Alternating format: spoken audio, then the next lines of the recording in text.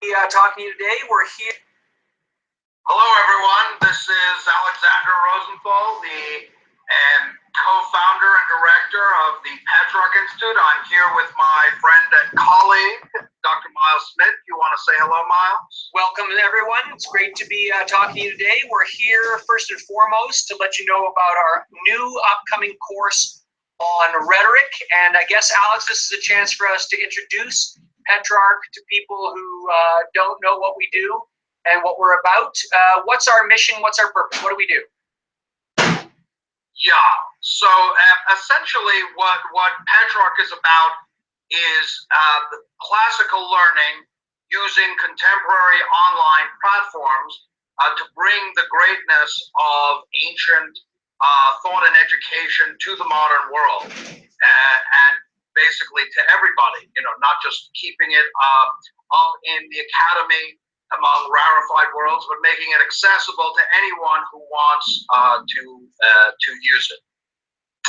So I think we can basically say about the classical learning is that it can be beneficial whether you are working in business or in law or in politics, or even if your interests are purely intellectual. Let's say perhaps you didn't have a chance to study philosophy and rhetoric in these fields during your education. It's basically something which is of use to everyone. There is no one for whom being able to think well and speak eloquently is without value. Do you have any thoughts of your own, Miles, on the topic? Yeah, I'm just thinking that what you say applies as much to the course that we're rolling out now on rhetoric as to any other. I mean, names that you would mention among the greats, either because they express themselves incredibly well or were extremely effective leaders. So everyone from Shakespeare to Churchill, and indeed prominent people and effective people in society up to a few decades ago, often had an extremely strong and formal education in rhetoric. So are you able to make a pitch for why we think, in particular, this classical subject of rhetoric is useful for practical people today? Well, yeah, again, I think, well, first of all, you're absolutely right. And I would invite people to take a look also at our video on how classical learning has fueled achievements. I mean, one of the amazing things is that in whatever field you're looking at, whether it's politics or literature or science or art, periods where people return to the classics also happen to be periods of enormous accomplishment. But specifically with regard to rhetoric is really about persuasion. And effective speaking and effective writing and effective articulate use of words and languages for the purpose of persuasion. And I think if you just think about the wide variety of fields in which persuasion is necessary, business, law, politics, perhaps even just in interpersonal relations, being able to effectively bring people to your point of view is vitally important.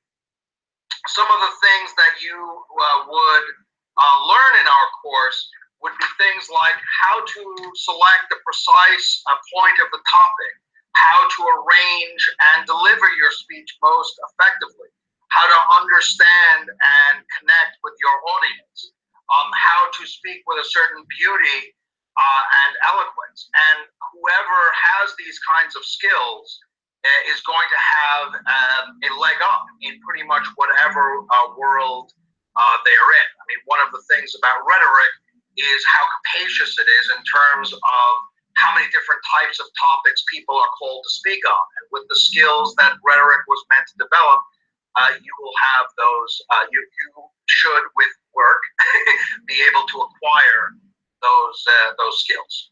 So is that helpful at all, Miles? Absolutely. I think you're beginning to tease out the fact that for the ancients and for leading men and women into modern times, cultivating excellence in rhetoric was not only the cultivation of a special skill, but it was a cultivation and a perfection in a way of general knowledge and proficiency across human endeavor. And also it was seen as an important part in perfecting and building up character. So really consummate excellence in a person, not just their effectiveness at getting things done.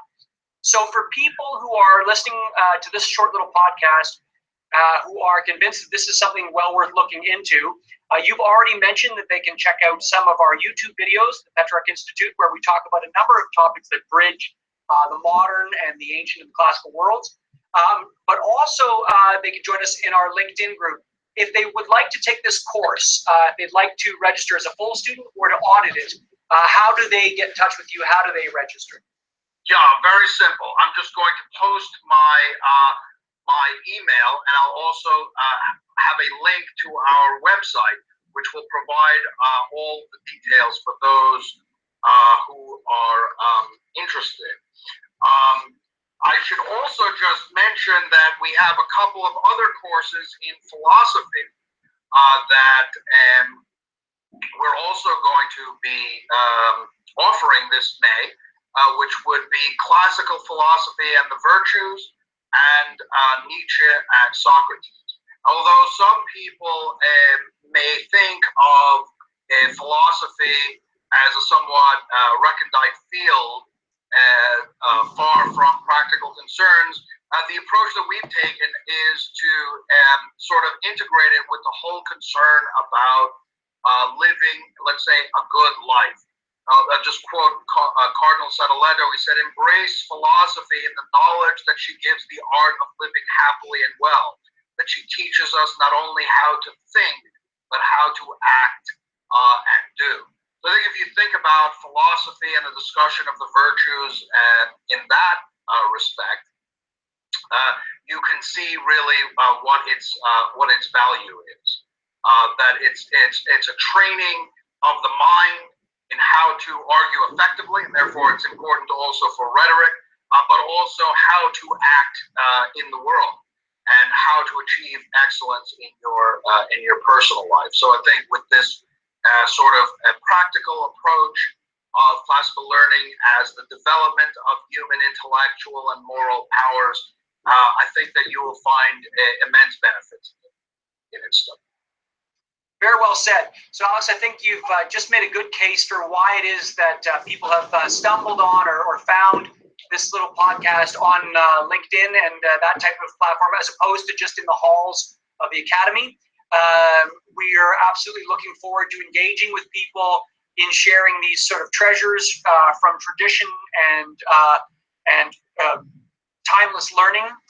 Whether it's checking out our videos, or whether it's joining our LinkedIn group, or whether it's registering for one or more of these courses, we look forward to getting you engaged and involved. Alex, as we close off, is there anything, any closing thoughts you want people to follow as ahead of the steps in front of them? Yeah, well, I'll close on rhetoric by giving this little quote from Gorgias, one of the fathers of rhetoric. He said, "Speech is a powerful lord who with the finest and most invisible body achieves the most divine works." So with that in mind, I hope to see some of you come this month. So I'm looking forward to seeing you. Hard to resist. We look forward to it. Okay, take care, everyone.